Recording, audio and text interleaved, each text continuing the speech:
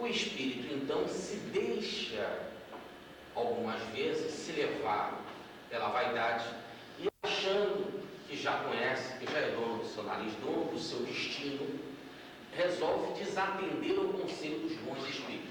Diz o livro dos Espíritos que aí surge o que eles chamam de a queda do homem. Essa é a palestra que nós vamos abordar na noite de hoje. O que é isso, a chamada queda do homem? Estamos vendo uma coisa interessante, que o ser tinha a consciência do sistema. E aí, depois que ele caiu, ele começa o seu trabalho de reconstrução, quando ele adquire a consciência outra vez. Não tão ampla como ele tinha no sistema, é lógico, mas uma consciência intermediária, né, onde ele tem o seu primeiro espaço de liberdade, que ele volta mais uma vez a ser dono do seu caminho, tá certo? Mas sem ter adquirido ou readquirido a consciência plena, nesse exato momento, plena com relação à função dele, não com relação às outras funções, o ser pode reincidir no processo. E aí a queda não vai ser uma queda tão ampla quanto a chamada queda dos anjos, mas é o que o livro dos Espíritos fala da queda do homem. A queda do homem seria uma reincidência do processo. Seria o que o livro dos Espíritos coloca muito bem na pergunta 122, o tal do pecado original, no sentido de ser o primeiro pecado, o pecado original seria o primeiro pecado, quer dizer, o primeiro erro, o primeiro atalho ou transviamento em que o ser mergulha depois de adquirir a consciência. Então ele busca um atalho, ele sai daquilo que Rustem chama de evolução em linha reta, tá certo? E mergulha num atalho. Mergulha num atalho onde é a tal queda do homem. Agora, então, a ideia era que ele tivesse apenas uma encarnação, uma encarnação para voltar outra vez à dimensão espiritual. Porque no exato momento que ele cometeu o erro, ele reencarnaria para pagar aquele erro, o karma daquele erro. E aí uma encarnação ele voltaria pagando o karma para a posição anterior ao erro, tá certo? E aí seguiria no plano espiritual. Então haveria, no caso, a necessidade então de um erro, uma encarnação. Ora, é lógico que com esta encarnação o ser acaba se envolvendo pela sua ignorância com o ambiente material, acaba criando mais karma, como aquela dona imprevidente que em vez de lavar a roupa numa pedra de barro limpa, numa pedra de mármore limpa lá, esfrega no barro, quer dizer, acaba ficando mais sujo que entrou. Então acaba se envolvendo karmicamente. E aí começa o que a gente chama das reencarnações, né? As reencarnações sucessivas, que são muito numerosas. Então o sujeito, no caso, que caiu, ele teria uma encarnação expiatória para voltar para o plano espiritual e aí continuar nas suas provações até chegar à condição do espírito puro. Mas quando ele, na sua expiação, se envolve karmicamente com outras situações, com outros vínculos, aí o problema de se agarrar às coisas, né, de ficar dependente às coisas, e o problema até da falta do perdão, de você se vincular a outras pessoas, karmicamente você vai começando a criar uma teia. Vai cada vez mergulhando mais no labirinto. Você vai dando mais nós no seu atalho. E quanto mais nós, maior é esse e pior é esse mergulho. É lógico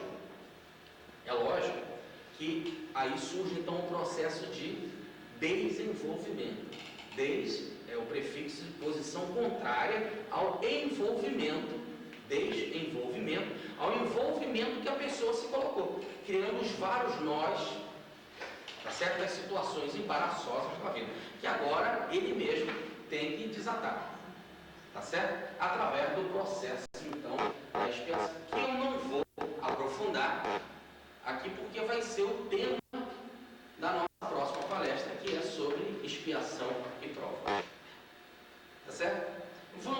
aí sim, aprofundar nesse processo aqui muito interessante da queda do homem. O que foi que fez essa queda do homem? Então nós temos hoje eu estou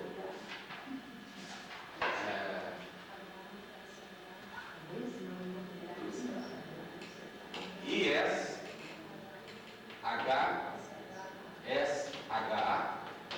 Quero dizer para vocês, você é do livro, mas eu não estou esquecendo o que eu escrevi. Olha, é interessante que esse complemento, esse corpo mental, diz Rustem, que ele traz em si o temperamento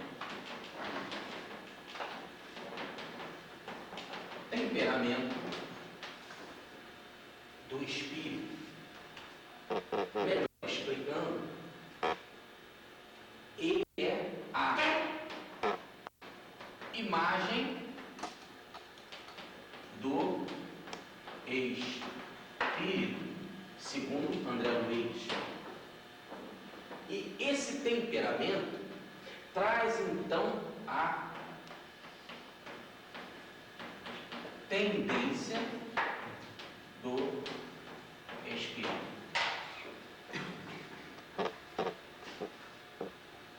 O corpo mental, ele é o temperamento do espírito. Vamos explicar isso melhor. O espírito é o centro de consciência, é a mente. Quando é formado para ele um corpo mental, esse corpo mental automaticamente age como uma espécie de abajur.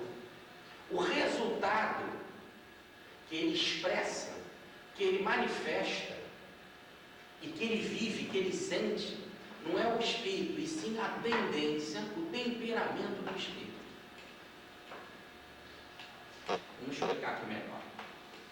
Eu sou espírito imortal. Mas quando eu estou habitando este corpo, eu não tenho a consciência minha espiritual. Eu fico limitado nele. O que acontece aqui é apenas essa consciência que está aqui, que só percebe isso. Tá certo? Quando eu me desprendo do corpo, a minha consciência passa a ser mais ampla. Então eu posso dizer que este corpo daqui, que esse corpo físico, ele me dá e me proporciona só esse estágio de consciência. Mas eu tenho uma outra consciência maior. Quando eu me livro desse abajur, desse corpo, tá certo? Eu adquiro uma consciência maior. No processo de desdobramento, por exemplo. Agora, repare na mente, no corpo espiritual, no espírito em si. Esse corpo espiritual, esse corpo mental, ele em si é uma espécie de abajur, que ele só permite filtrar. E o que ele filtra, a consciência dele é a própria tendência do espírito. Filtra a maturidade do espírito, a tendência.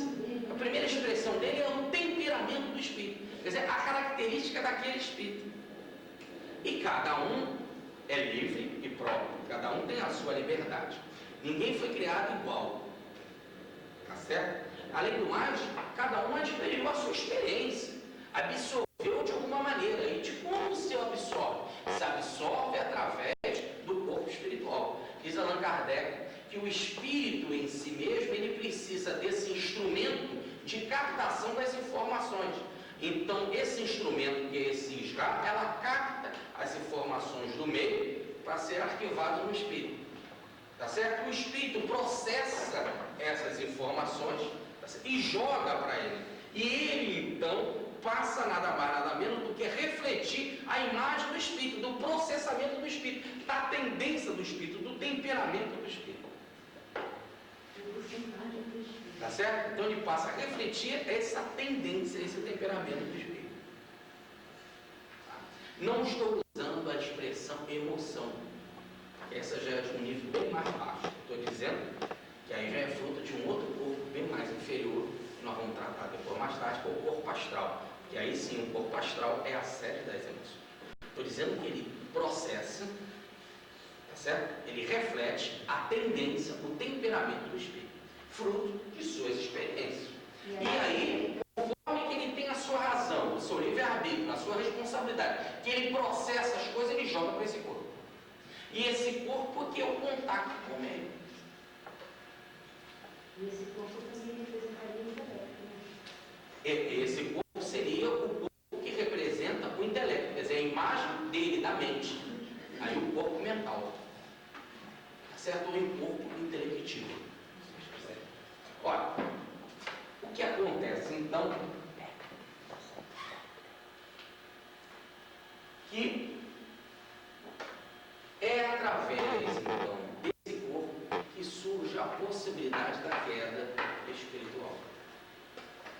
Olha só, porque é através dele que nós temos o contato com o meio externo e passa a ser através dele, e através da filtragem dele, que entra a possibilidade da cobiça, da vaidade e da astúcia.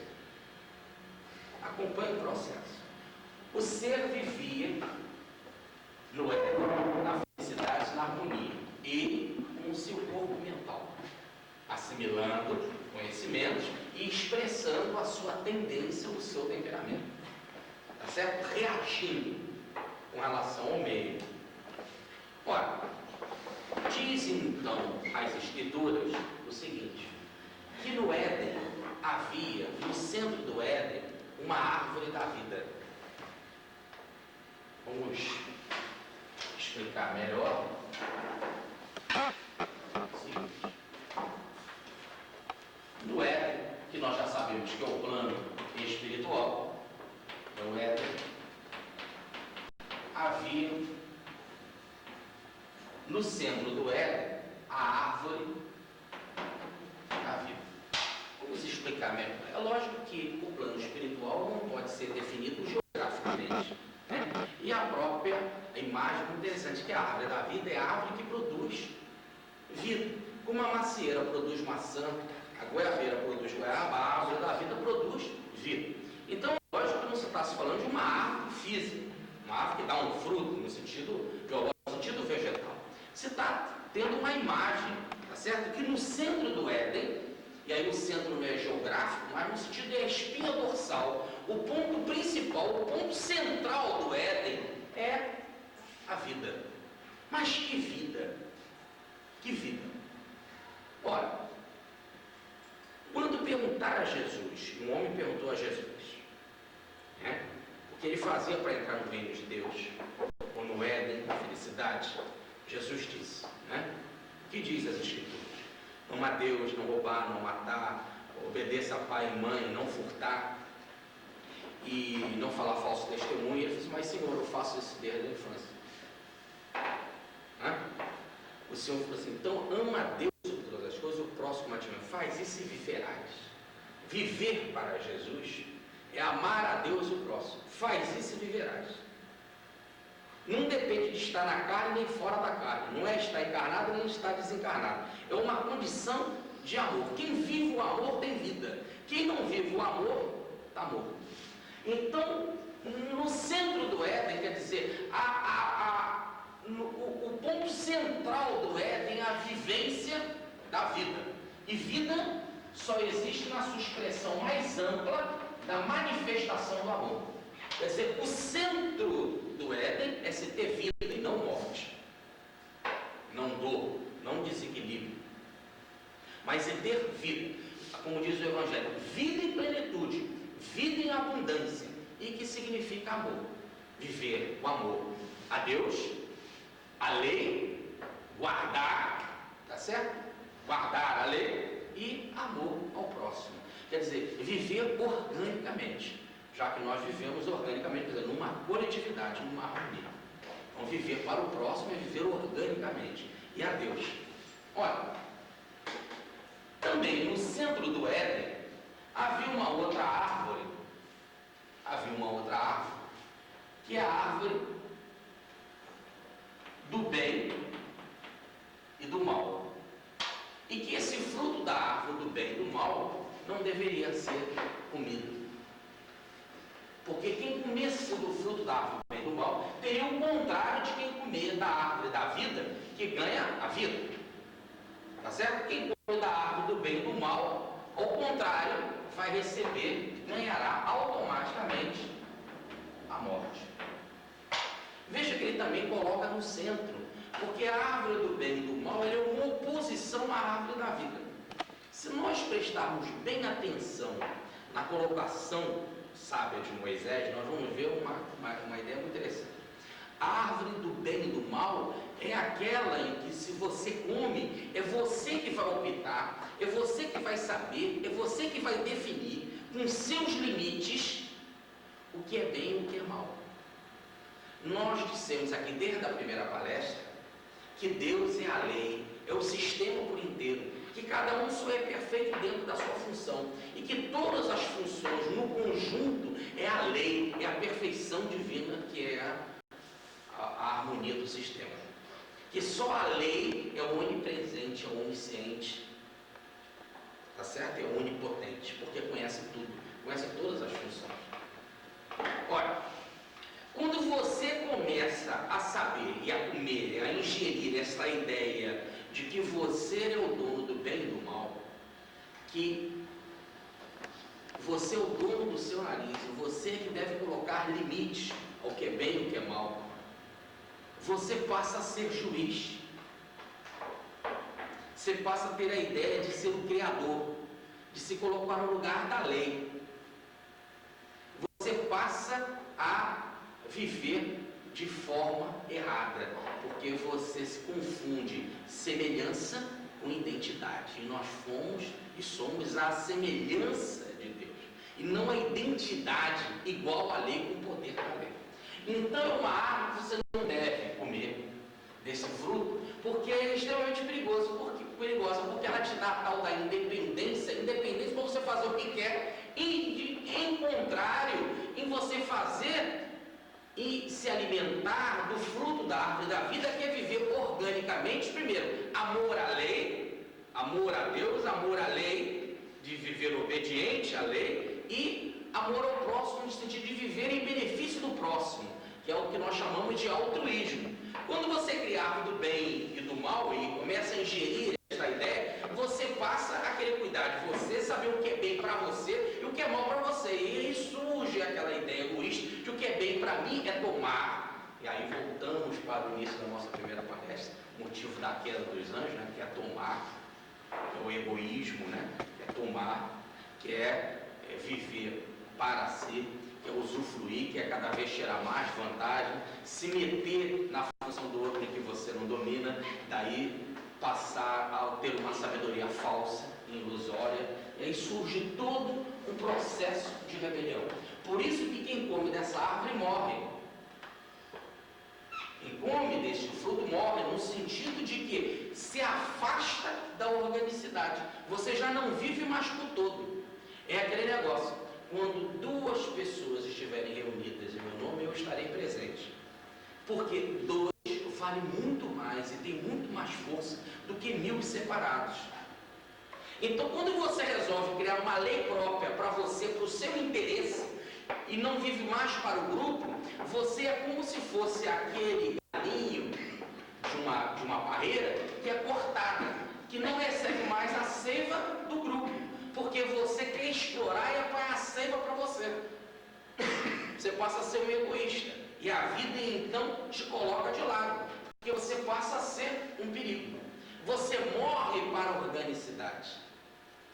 Morre no sentido, não é de morrer no sentido de acabar, mas morre para os benefícios de se viver organicamente. É como mais ou menos nós temos aqui uma coletividade em que cada um dá uma cota, e com essa cota, que cada um dá um pouco, a gente compra lá o arroz, feijão, não sei o que é comida, e todo mundo passa a ter tudo, e vivemos aqui numa espécie de um clube. Repare que no clube é assim, você paga uma pequena cota, mas tem tudo, né? Você tem direito a sauna, piscina, então, mas aquela sua pequena cota não dá a condição de você ter aquilo tudo. Tá? Você é sócio de um clube, e no clube tem as regras que você deve seguir. Quando você no clube resolve fazer uma regra própria e querer com que o clube seja só para você, aproveitar só para ninguém mergulha na piscina, que ela é minha, tá certo? Aí vem a lei do clube, né, o estatuto do clube, que vai te colocar de lado. Por quê? Porque você não vai mais poder frequentar o clube, porque você está indo contra o organismo, e o organismo é mais forte do que você. E você então é expulso. E quando você é expulso, você morre para aquele benefício. Daí dizer muito bem André Luiz no livro Pão Nosso. Ele falou,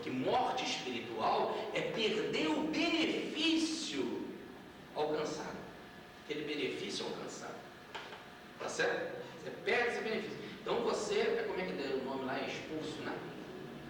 Ou não não, mas qual é o nome no clube quando você é expulso? Não, você coloca excluído, tem uma colocação. Você recebe um castigo, né? Uma pena em que você tem que ficar algum tempo, não pode comparecer. Assim também nós não somos excluídos eternamente. Oi? Suspenso, isso. Você também é suspenso desse contato, desse benefício da organidade. Você é suspenso dele. Mas não quer dizer que você é expulso no sentido de eternamente. Aqui no mundo que tem essa ideia de expulsar uma criança eternamente, que ela não pode mais voltar para aquela escola. Né? Aí no caso é suspenso. Você perde o benefício temporário, mas depois volta. Você volta, e aí é o processo que nós vamos desenvolver na próxima palestra, que é o da expiação e da aprovação. Que você volta, é o filho pródigo e volta. Ora, então, o ser vivia ali.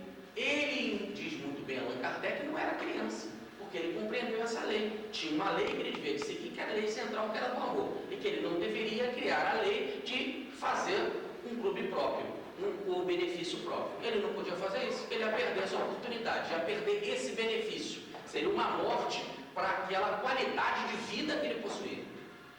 Ele perderia aquela qualidade de vida. Olha, o que acontece então que surge no processo NARS, ou que se convencionou traduzir por serpente. O texto fala em serpente, fala em NARS. Certo? Isso é uma convenção traduzida por serpente. Não é serpente. Apenas diz que era mais astuto que todo animal criado por Deus. Essa tal NARS, apenas a Escritura fala que era mais astuta que todos os animais criados por Deus. Então não está dizendo que Deus criou NARS, está dizendo que Ele criou os animais. E que esse algo, essa coisa que a gente não sabe o que essa situação, é mais astuto que os animais. Olha, o animal é astuto, por exemplo, né? A onça tem o seu sistema de alimentar, né? A cobra tem o seu sistema de astúcia, a abelha também, quer dizer, cada um tem o seu método, né? De sobrevivência. Né? O sapo tem astúcia lá para comer um mosquito, né? O gavião para comer a cobra, cada animal tem a sua astúcia, a sua inteligência inferior, mas uma inteligência para sobreviver, uma esperteza, ou que nós chamamos de, hoje uma linguagem muito usada, que é o expertise, né? Quer dizer, o expertise é a inteligência, o know-how para adquirir aquilo que é uma astúcia no reino animal. Nós não podemos falar de que é uma inteligência no sentido positivo, tá certo? Porque ele está se usufruindo de alguém para poder sobreviver. Né? A inteligência no sentido positivo é a da justiça, que vive organicamente, que vive para o grupo, que os animais ainda não podem. Por isso que a fase da inteligência do animal é uma fase de astúcia. Entendeu? Olha, a astúcia era mais, quer dizer, esse algo, esse NARS, era mais astuto que todos os animais criados por Deus. Aí nós vemos alguns seres, né, que mergulham no mal e passam, e a gente costuma chamar assim, fulano é uma cobra, né? Fulano é esperto como uma onça, né? Ou então o jeito que não quer nada, ele é preguiçoso, é uma preguiça, né? Então nós somos as características dos animais. Mas você repara que essa característica que ele tem, no fundo, porque ele é homem e porque ele é mais do que os reinos inferiores que ele já venceu, ele é mais astuto que aquilo. Além de ele usar aquele método, ele usa com mais poder do que aqueles animais, porque ele já adquiriu mais coisa. Daí dizer o próprio Jesus que a gente vale mais do que os lírios, valemos mais do que os pássaros, não é assim? Já adquirimos mais coisa. Olha, essa NARS então é a astúcia. A astúcia, fruto desse contato que o ser tem com o meio, do seu aprendizado, e a astúcia como ainda uma raiz, fruto da queda dos anjos, né, como uma repetição. Se ele não atender o conselho dos bons espíritos, ele pode se deixar levar pela vaidade. achando até que já fez um aprendizado, que já teve uma instrução, que aprendeu em outros mundos, que está vendo muitos seres que caíram. Ele pode achar que ele é esperto e que ele consegue sobreviver sozinho. Tá certo? Aí vem a ideia: não, você pode comer sim dessa árvore do conhecimento. Primeiro, que se você vai comer, diz a astúcia, você não morre. Primeiro, você não morre. Quer dizer, realmente, um sujeito que é expulso de um clube, ele não morre, mas ele perde a qualidade daquele clube, daquela qualidade de vida. Ele morre para aquela qualidade de vida. Mas fisicamente ou biologicamente, ele não morre. Tá certo? Ou então, no caso, o ser espiritualmente, no sentido de acabar, ele não acaba. Por quê? Porque se um espírito acabasse, a responsabilidade era de Deus. Tá certo? A lei tem que prever e nos tomar conta, porque ela, como é toda poderosa, ao mesmo tempo é amorosa. Ela é toda poderosa, ela pode. E amorosa, ela quer. Se ela pode, ela quer, nenhum ser pode acabar. Porque terminando em si mesmo, morrendo definitivamente, deixaria a lei de ser amorosa ou poderosa. E faltando um desses atributos, deixaria de ser a lei, deixaria de ser Deus. Então, porque é amor e ao mesmo tempo tem poder, se tem poder, pode.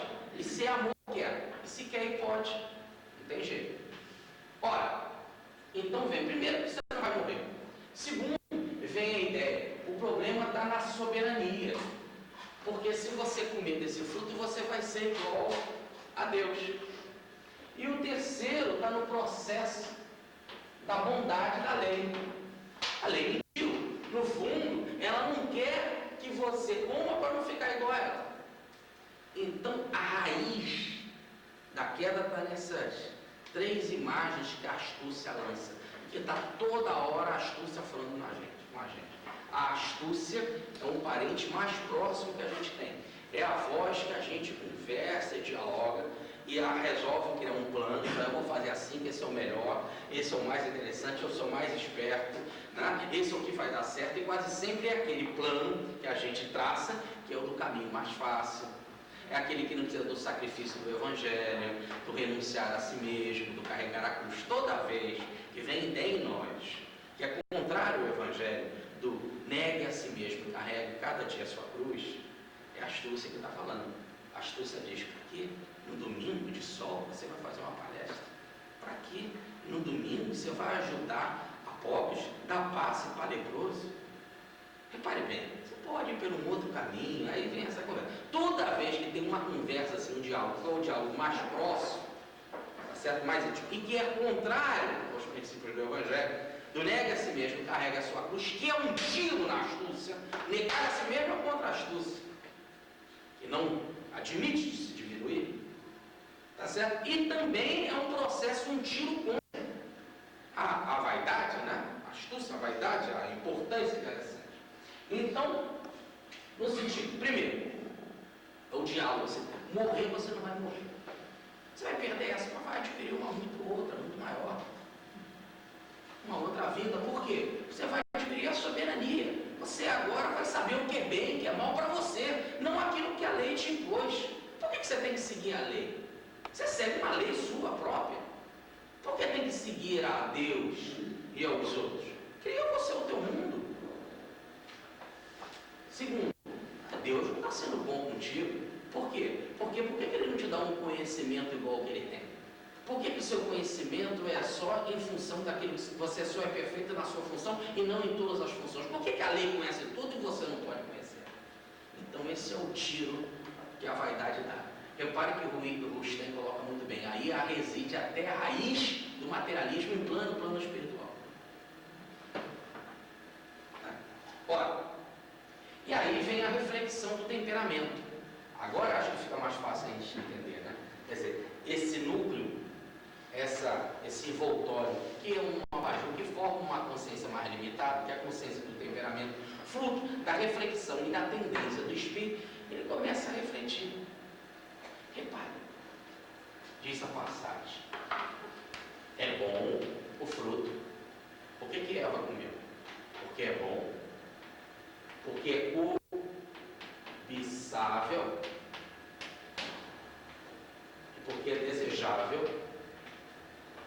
desejável aos olhos. Vamos explicar. É bom. É bom porque não mata. Definitivamente não mata. Então, se não mata, posso comer. Essa é a resposta que a Israel fez. Segundo, é cobiçável. É cobiçável porque eu vou adquirir o poder que Deus tem. Quer dizer, e cobiçar o poder é uma coisa muito interessante. Repare, tudo isso é a raiz da primeira queda, da queda dos anjos. É cobiçável. Eu vou adquirir poder. E segundo, é desejável os olhos. É muito legal. O tal do Lucifer que se achava mais bonito que todos. É desejável os olhos no sentido de que, imagina a posição que eu vou estar, tá certo? Eu vou ser igual a eles. E sem segui-los. Sem obedecê-los. Aí eu estou botando no plural segui-los, obedecê-los, porque o Evangelho está falando aos Elohims. Elohim é o plural de El. El é Deus. Então, por isso que sempre se fala no plural. Não vou ser igual aos deuses, quer dizer, os seres que vivem organicamente em harmonia. Vou ser igual a eles, mas no meu sistema próprio.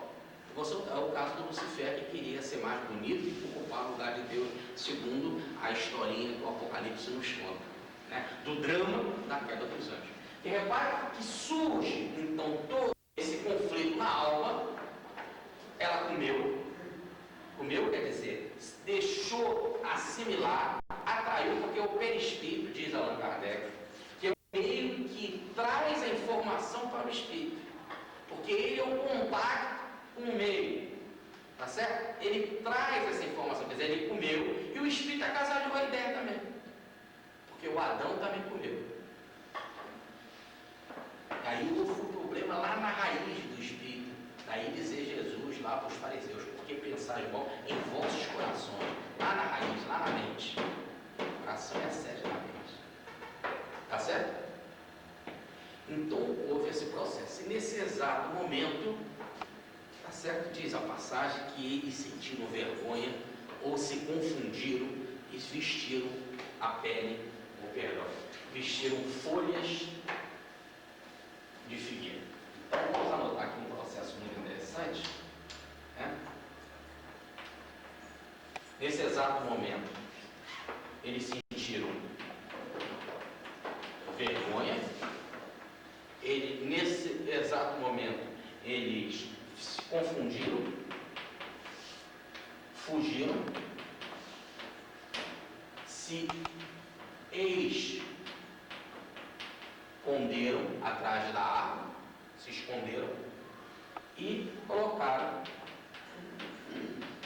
folhas de figueira. Primeiro, a vergonha. Por que a vergonha? Porque a queda foi uma queda consciente. Vamos repetir Allan Kardec. Deus não falou para Adão como se fala a criancinhas.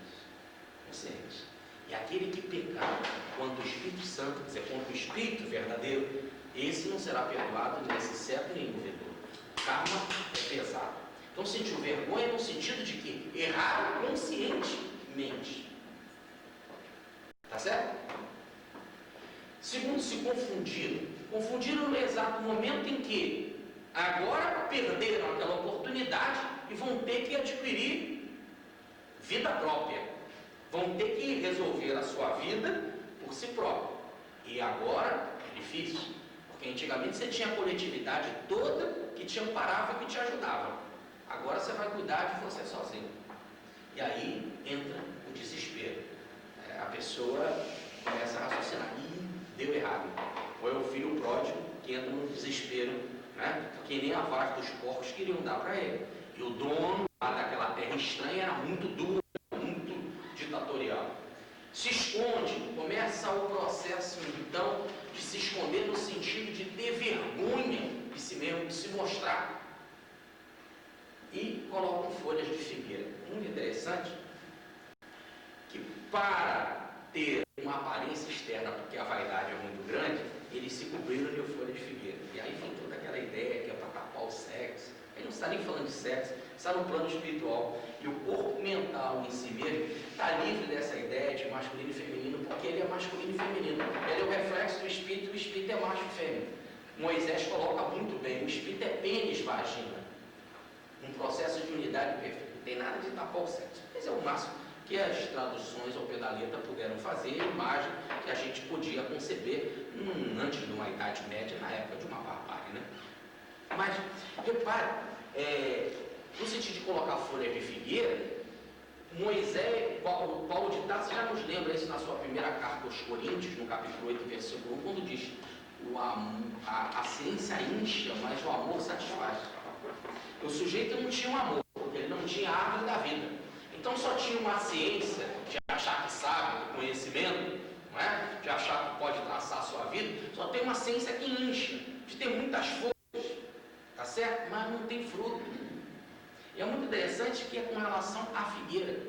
E nós vemos numa parábola de Jesus em que a figueira foi plantada na vinha, e a figueira o Senhor foi lá e não encontrou nada para comer num ano, foi no outro ano não encontrou nada para comer, foi no terceiro ano não encontrou nada para comer. Ele disse assim: para que deixar a terra inativa? A terra é lugar de produção. Vamos cortar e lançar ela no fogo do inferno. Vamos lançar essa figueira na fogueira, vamos queimar ela, porque a terra está inativa. E o servo diz assim: não, vamos cavar em volta, vamos botar estrume, quem sabe? Vamos esperar mais um ano.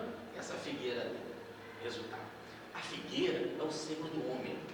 O homem, toda época, tem que dar floração interior, tem que dar figo. O homem não tem época adversa, toda época ele tem que produzir. Não tem época para o homem. Se o Senhor vai lá e não encontra, você está perdendo a oportunidade. E a terra não pode ficar inativa. Aqui o planeta Terra não se pode ficar inativo. Aqui é um local de produção espiritual, de crescimento espiritual. Você tem uma encarnação, 2, 3, não produz, cava, arranca e joga na fornalha, que é a expiação. Vai para um outro planeta atrasado, que vai ser a minha segunda palestra daqui para frente, quando eu vou falar da transmigração planetária. Então arranca e lança para outro planeta. A Terra não pode ficar inativa. Mas aí vem os mentores espirituais e dizem: não, Senhor, vamos fazer uma coisa. Vou cavar em volta, ele vai nascer na miséria, na fome, com doença, com dificuldade, tá certo? Toda essa vida. E aí vamos ver se vamos botar adubo, vamos botar estrume, vamos botar coisa fétida, ele vai ter uma encarnação miserável. Vamos ver se aí ele produz. Vamos esperar dar mais um ano, mais uma encarnação, mais uma oportunidade. A figueira simboliza a oportunidade humana. Ele colocou em volta dele as folhas, mas não tinha figo. Não diz que colocou figo, porque o figo não é um fruto. O figo é uma floração interior. Ele tinha muitas folhas. Tinha a ciência que incha, só não tinha o amor que satisfaz. Como Jesus, que foi buscar naquela figueira algo para comer e não encontrou nada. E a figueira estava seca, estava cheia de folha, mas secou. Ela não tinha nada que saboreava. Jesus, constantemente, os nossos amigos espirituais chegam até nós para encontrar na figueira, que somos nós, algo para comer. Não adianta só as folhas da gente achar que conhece o bem e o mal, que tem um conhecimento, que tem inteligência, que tem ciência. Você está cheio de folha. Ele vai procurar o figo, o algo para comer. Aquela coisa doce, que alegra e que satisfaz. Isso ele não encontra. Às vezes ele encontra aquela figueira muito cheia, a ciência que enche, mas que não tem o amor que satisfaz. Então eles ficaram muito vaidosos, muito cheios de si mesmos, cheios do fermento dos fariseus, a tal da ideia das folhas, mas que não tinha substância. E o Senhor aparece para eles. E aí não tem nada de apavorante nas Escrituras. O Senhor apareceu no Éden, porque lá diz que Yahvé Elohim apareceu. O Yahvé é o Jesus, né? Ele mesmo disse: se não acreditardes que eu sou tal do Yahvé, morrereis em vossos erros, né? Ele apareceu no Éden, um processo muito natural. Até André Luiz diz no Obreiro do Bem, no livro Obreiros do Bem, que Jesus aparece no umbral para libertar almas. Imagina numa colônia mais elevada, como um Éden, como um mundo adó, como um mundo de preparação espiritual. Tá certo? Não é comum. Então ele apareceu. E aí vem conversar. Quer dizer, os amigos espirituais, o plano espiritual, fala: o que está acontecendo? O que é essa alma? Quer dizer, aquilo que o livro dos espíritos, bons espíritos, que orientam a esses no processo evolutivo, no processo de instrução, aparece que vocês estão desobedecendo o conselho. Quer dizer, nem obedeceram. Aqueles que seguiram assim esse processo, essa tendência, esse temperamento, os espíritos aparecem e eles se escondem. E aí começa o jogo de responsabilidade. Lembra que nós falamos o sujeito tem livre-arbítrio, razão e responsabilidade, começa o jogo de responsabilidade. Interessante que ele pergunta, o que é que aconteceu? E ele, Adão, diz assim, a mulher que tu me deste me deu do fruto e eu comi. Ou melhor, a mulher que tu me deste, quer dizer, o complemento que você me deu é que me deu, quer dizer, a culpa não é minha, você que me deu esse complemento. Culpa, Deus, ou a lei. Segundo, foi ela que me deu, quer dizer, também a culpa é dela. Culpa, o corpo espiritual, culpa, o complemento. Quando o complemento é temperamento dele, é tendência dele. Né? Aí pergunta para Eva, ou perdão, desculpa, não tem Eva ainda. Não tem nada de Eva. Pergunta ao temperamento, né? ao corpo mental. Por que você fez isso? E ele falou assim, foi a astúcia é que me deu isso. A astúcia. Quer dizer, o processo é aquela raiz que eu já tenho dentro de mim, da minha primeira queda, da minha origem. A origem do mal que está dentro de mim. Quase como se estivesse dizendo, né? Foi tu que me deste o mal. Quando o mal não é obra de Deus. Deus não tenta ninguém com coisas ruins, diz o nosso Tiago na sua epístola. Né? Deus não tenta ninguém com coisas ruins. Tanto que diz Jesus, Pai, livra-nos do mal. O mal não é uma necessidade. Ora, então ela culpa a astúcia. Essa tendência que nós já temos dentro de nós para o mal. Mas é uma tendência que é fruto da primeira queda. O Senhor nem te livra todos os três e faz então o tal do castigo. É um castigo que é bastante duro. Agora é interessante que toda vez que a Escritura aí fala em castigo, não fala com relação a Adão, ao nem ao Isra, que é o corpo. Fala sempre com relação à astúcia, que é o pecado. Ele é extremamente duro com o pecado.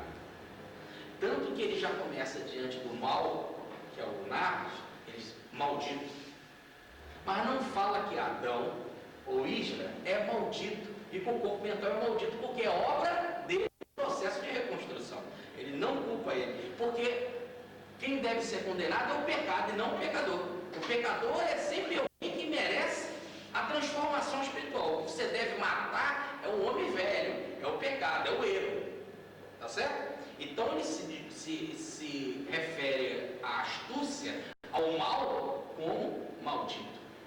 E explica mais, maldito, porque agora rastejarás comendo o pó da terra. Ou melhor, vai rastejar porque é maldito. Ou melhor, e vai rastejar comendo o pó da terra porque a astúcia só se preocupa com as coisas rasteiras daqui do mundo. A astúcia só preocupa com as coisas rasteiras daqui do mundo. Por isso que vai comer o pó da terra. Nunca a astúcia vai comer coisas celestes, divinas. Por quê? Porque a astúcia é rasteira. Vai rastejar comendo o pó da terra. Sempre. E é interessante que ela diz assim, e atacarás a mulher no calcanhar, e ela te pisará na cabeça. E a descendência dela te pisará na cabeça. Atacarás o complemento, o corpo mental no calcanhar. E ela, ou a descendência dela, te pisará na cabeça. Porém, uma inimizade entre ti e a mulher, e esse complemento. É interessante que é uma inimizade entre o mal e o corpo espiritual. Toda vez que existe o mal, o corpo espiritual reflete ele e fica negro, fica doente, fica enfermo. Toda vez que há o bem, o corpo espiritual brilha. Há uma inimizade.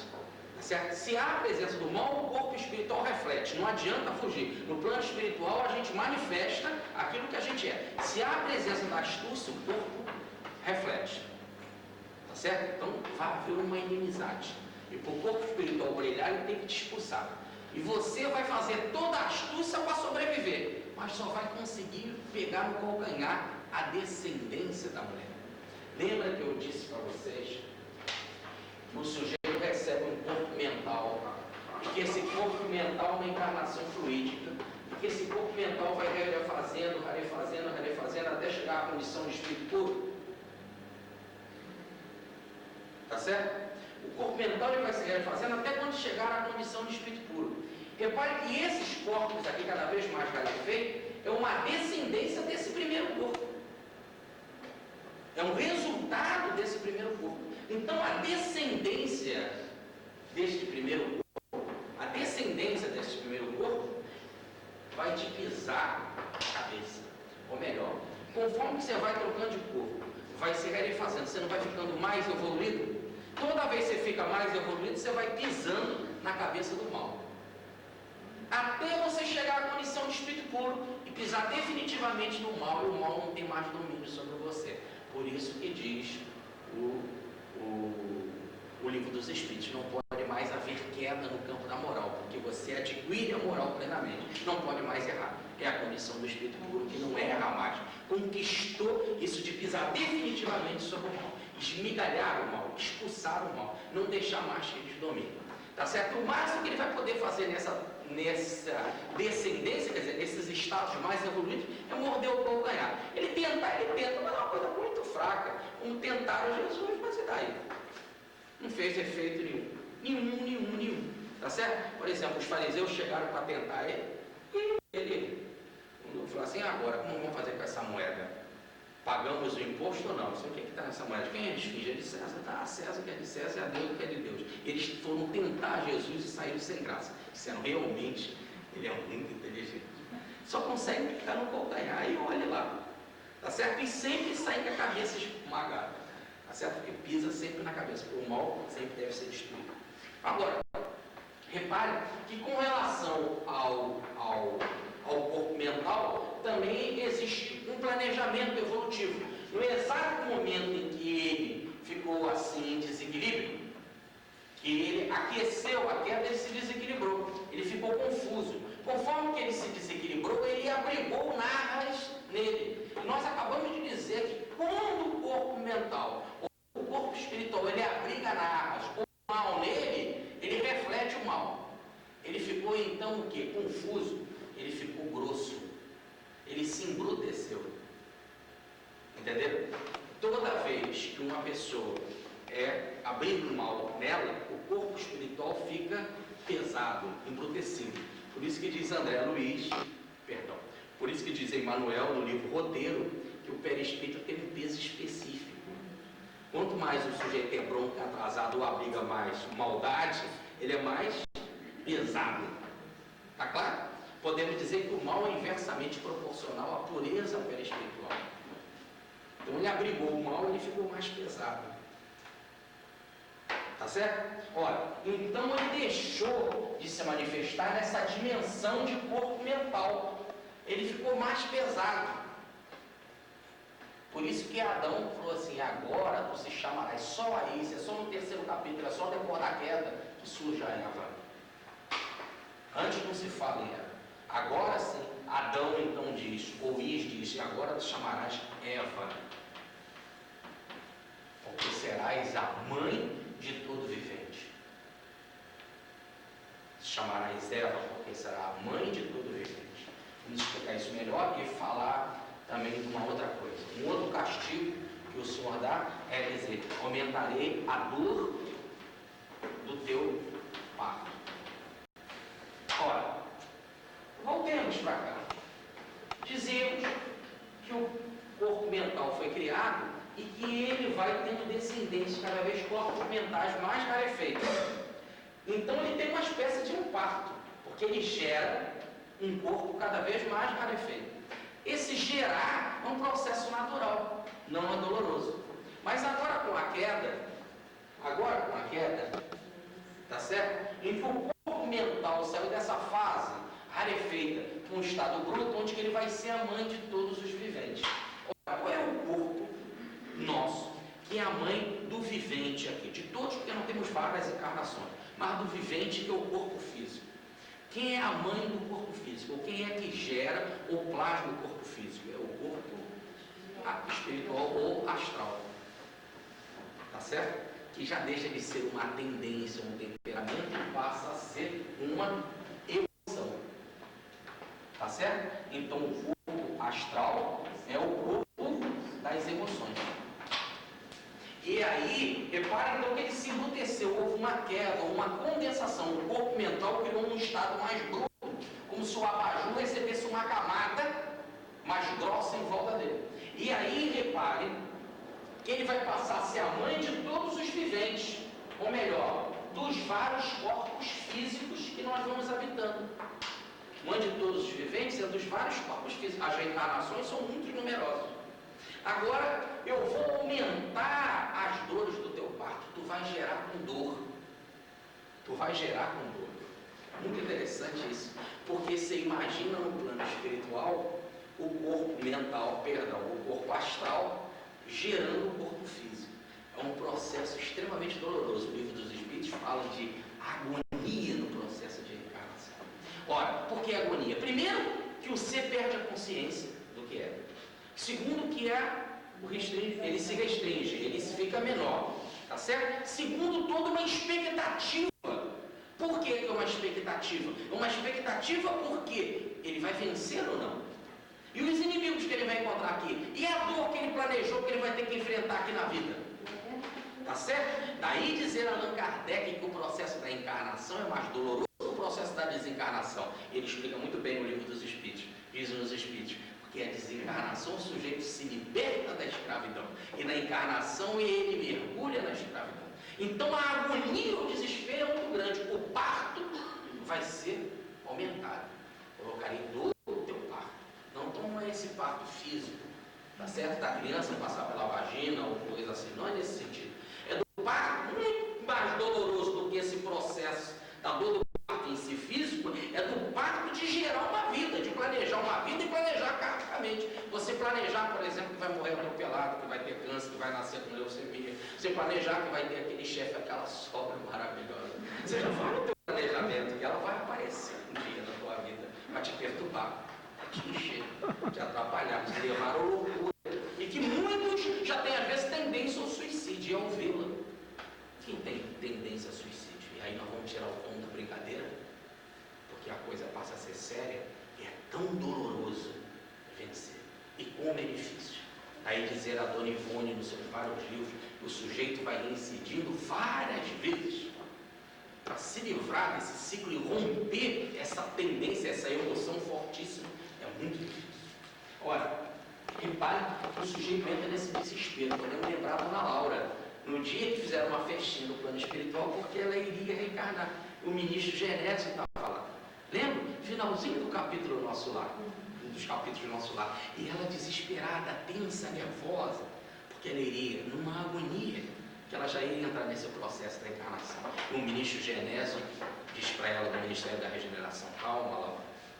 Fica tranquilo, você aqui adquiriu a nossa amizade e fez tanto bem, adquiriu bônus horas em dobro cuidando de criança, tá certo? Mas vinha ela aqui para suas experiências com o seu marido, né? Com o Ricardo, tá certo? Que nasceu um ano antes dela, porque aqui tem essa coisa de que o marido tem que ser mais velho que a esposa, e já estava aqui na vida, né? E que ela devia de encontrar ele, e o encontro seria em São Paulo e tal, tá certo? Toda a expectativa, ela estava em agonia com o livro. Ora, então tem isso. E para Adão? O que é que acontece para o espírito? Vai ver o que acontece com a maldade será exterminada conforme o ser vai evoluindo, vai pisar na cabeça da maldade, ela vai acabar. Já vimos com o corpo mental que se transforma em corpo astral, em que ele embrutece o seu temperamento em emoções e gera encarnações dolorosas, de agonia, de desespero, expiatórios, tá certo? E com o espírito, o que o Senhor fala para ele? A terra será maldita por causa de vocês. Ou melhor, precisa haver mundos atrasados, mundos primitivos, mundos de expiação, para poder abrigar espíritos como você. Aí dizia muito bem Paulo de Tarso na sua carta aos Romanos, no capítulo 8. A natureza, gemidores de parto, até que o homem encontre o reino de Deus dentro dele. Então precisa haver planetas atrasados para abrigar encarnações expiatórias como a sua. Segundo, vou fazer uma túnica de pele para você. Túnica de pele que ele fala no plural, no sentido de que vai habitar para o Adão e para o corpo astral, que é a Eva, que é o corpo físico. Túnica de pele, que aí Moisés chama de túnica de pele, Kardec chama de roupa, André Luiz chama de veste, né? E assim a Bhagavad Gita também fala a mesma coisa, Agostinho fala a mesma coisa. Eu vou criar uma túnica de pele, várias túnicas, porque as reencarnações são muito numerosas. pergunta 169 de O Livro dos Espíritos. E você será expulso daqui, quer dizer, não vai mais poder frequentar esse clube que você vai ter esses benefícios. Daí vai adquirir a morte. A morte no sentido de perda desses benefícios da organicidade. E vai viver para você. E a terra vai ser diversa para você, porque ela só vai produzir espontaneamente espinhos e abrolhos. Não adianta você ficar sentado no planeta Terra e dizer, quero mamão, quero melancia. A terra vai te dar mamão e melancia. Muito pelo contrário. Diferente do plano espiritual, quando o sujeito está equilibrado, ele plasma. Ele é o co-criador. Quando ele faz o bem, ele é co-criador em plano maior. Quando ele faz o mal, ele é co-criador em plano menor. Vide o primeiro capítulo do livro Evolução em Dois Mundos, de André Luiz. Agora reparem que aqui na Terra não adianta ele ficar aqui com a vontade, ele está tão limitado que ele perdeu essa força mental. Ele perdeu a força mental. E agora a Terra não produz nada mais espontâneo para você. Se você quiser conseguir alguma coisa, vai ter que comer o pão, diz o Senhor, com o suor do teu rosto. Surge o trabalho expiatório, como nos fala, ou o trabalho penoso, como nos fala o Livro dos Espíritos na pergunta 676. Surge esse trabalho que é duro. Certo que você tem que acordar para pegar o trem, ir para o seu trabalho, já sabendo que o teu patrão não vai te pagar, que ele está sem dinheiro ou que ele é malandro. Não vai te dar a correção do dinheiro. É o mundo do cão. Que você finge que trabalha, o patrão finge que te paga. E começa esse mundo em que ninguém confia em ninguém. Tá certo? Ora, esse inferno que é aqui, a terra, para você comer o teu pão, surge então aquilo que a grande síntese chama de o dou para que me deixe. A luta do esperto aqui na Terra. Um não quer ser mais malandro que o outro. Surge o que a gente chama da psicologia da insaciabilidade e o mundo do pão. Agora, então, ele está nessas situações. O Senhor diz para ele, mais que isso ainda, voltarás a ser pó. Essa túnica vai voltar a ser pó, porque essa túnica é recolhida do próprio material constitutivo do aquele ambiente, daquele planeta que você vai. E como a túnica veio do pó, ela volta a ser pó. Quer dizer, você ainda vai lutar contra uma coisa desesperadamente, que é a tua vida, que você vai lutar para manter ela, mas não vai conseguir. E ignorantemente, atrasado e bitolado, como vai estar agarrado ao corpo, vai se identificar com o corpo. Como se a dona de casa achasse que ela é a bolsa do supermercado. A bolsa é uma coisa que você carrega, mas a gente também tem um corpo que a gente carrega, a gente se identifica com ele e acaba achando que é ele e fica desesperado aqui lutando para não morrer, para não abandonar essa cabana, essa tenda, como diz o apóstolo Pedro, que a gente está carregando aqui na existência. Essa é a situação em que o sujeito vai viver, e mais ainda que isso. E você habitará então, será expulso e cairá sobre a terra, irá para uma terra estranha. É a parábola do filho pródigo, vai sair do Éden, da delícia, e vai para uma terra estranha.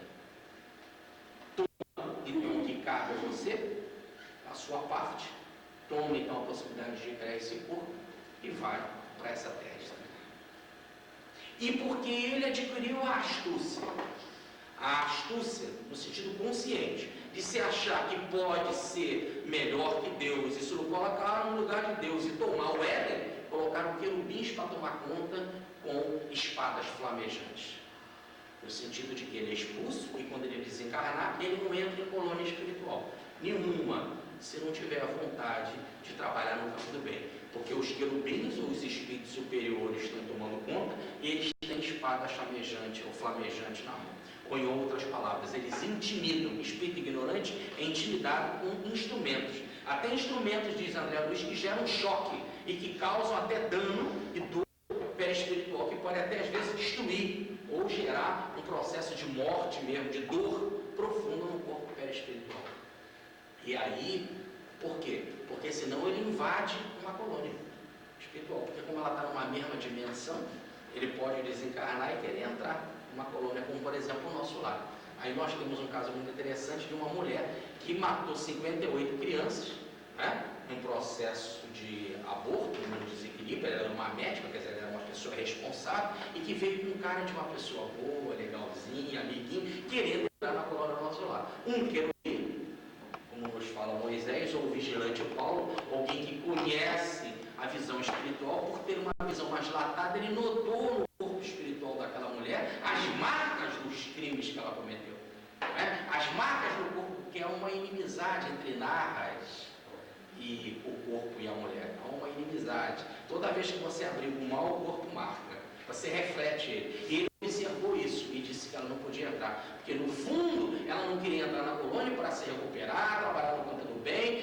uma encarnação proveitosa para crescer, ela queria para atrair outras pessoas no sentido de desequilíbrio. E aí, quando não foi permitida a entrada dela, ela se desesperou e mostrou a verdadeira face. Era uma face de um espírito desequilibrado, a face de um vampiro. Tanto que o nome do capítulo é sobre o vampirismo, né? Vampirismo no sentido de que é roubar as oportunidades dos outros e se beneficiar para si mesmo, para colocar os outros sob a sua dependência, um dos motivos da queda. E não foi permitido. Então a mesma coisa falou Moisés, vou colocar querubins para tomar conta com espadas chamejantes, um instrumento que possa tolir a presença de espíritos que realmente são ignorantes e acreditam no poder dessas armas e não sabem que são eternos, e não compreendem o processo da vida. Essa então é o processo da queda espiritual. Aqueles, é lógico que não caíram, eles continuam a sua evolução no plano espiritual. É lógico que até chegar à condição de espírito puro, ele pode cair em qualquer uma dessas escalas aqui. Tá certo? Ele pode cair. É lógico, e aí nós podemos notar muito bem, que conforme que ele é mais primitivo, que ele é mais ignorante, que ele tem um processo de aprendizado mais inferior, quando ele cai, ele vai para planetas mais inferiores, para planetas mais primitivos. Nós vamos abordar esse processo das encarnações primitivas na nossa próxima palestra. Mas conforme que ele está mais adiantado, já quase chegando na fronteira de espírito puro, se ele cometer uma falha, será uma falha bem menor, mas bem significante, falhas que nós não sabemos nem computar na nossa terminologia, mas que é uma falha, e que a queda, então, vai ser para planetas não atrasados. Mas pode acontecer até de se cair em planetas superiores, em planetas de regeneração, em planetas muito mais equilibrados. Rustem nos dá um exemplo da chamada queda de Maria, dizendo que Maria já estava num processo bastante adiantado no plano espiritual, ainda não havia chegado à condição de espírito puro, onde que a moral está perfeitamente equilibrada, mas que ela teve uma falha, e que diz ele, uma falha que não dá para a gente entender, não adianta dizer que esse é o mal, porque para nós aquilo nem é mal, tá certo? Mas foi uma falha, foi um desacerto, quer dizer, não se guardou um determinado princípio da lei, e quando não se guarda, tem que ser pagado. E que ela teve uma queda num planeta, ou melhor, ela teve uma encarnação em planetas, que não é nem semelhante à Terra, em planetas superiores. Recuperou e foi uma, e voltou na sua caminhada evolutiva no plano espiritual. Aí ela chegou na condição de espírito puro, mas está caminhando em busca desse objetivo. Então nós temos, para terminar o processo, de lembrar que essa queda do homem pode acontecer na escala mais variada, desde que você readquire a consciência até chegar à condição de espírito puro. Quando chega à condição de espírito puro é que não cai mais. E aí, em uma dessas faixas, você ainda pode voltar a cair. Quanto mais se é primitivo e atrasado, mais se vai para planeta atrasado, primitivo, planetas primitivos, ou no nosso caso, planeta de expiação. Pode-se cair até pela primeira vez no planeta como a Terra. Diz o próprio livro dos Espíritos, tá certo? Diz o livro dos Espíritos, que é exceção, porque no geral o sujeito ele cai logo quando ele está mais atrasado e vai para o planeta mais primitivo, mas pode cair, mas como exceção não pode cair, já estando mais adiantado em planetas semelhantes à Terra, de expiação. Como mais exceção ainda é cair em planetas ainda de regeneração superior à Terra, tá certo? Ou em planetas superiores, como foi o caso de Maria. Cada vez o processo vai diminuindo, e conforme que você vai chegando mais perto da verdade, vai diminuindo a possibilidade de você errar, e o erro também vai sendo menor, tá certo? Até você adquirir a consciência plena, onde que não há mais a necessidade de cair. Por isso que diz Pietro Baldi, a queda foi uma no sentido dos anjos. Porque quando você readquire o processo, você aprendeu toda a dor e agora não vai cair. Diferente do primeiro processo, que você não tinha toda essa experiência da trajetória dolorosa da vida, da dor. E aí, por não ter a experiência da dor, foi permitido, ou melhor, foi possível a queda, porque não havia essa experiência. Agora, depois que você readquire toda, plenamente a consciência, você não cai mais por aprendizado. Por isso que ele fala que a queda dos anjos é uma só. Muito bem. A nossa próxima palestra, nós vamos abordar o tema da prova e da expiação desde o planeta primitivo e tal. Isso a gente vai falar de cadeirinha, porque começa bem, né? E vocês vão entender também com bastante facilidade que a gente conhece muito bem, negócio de prova e expiação. Mas conhece, não. Tá certo?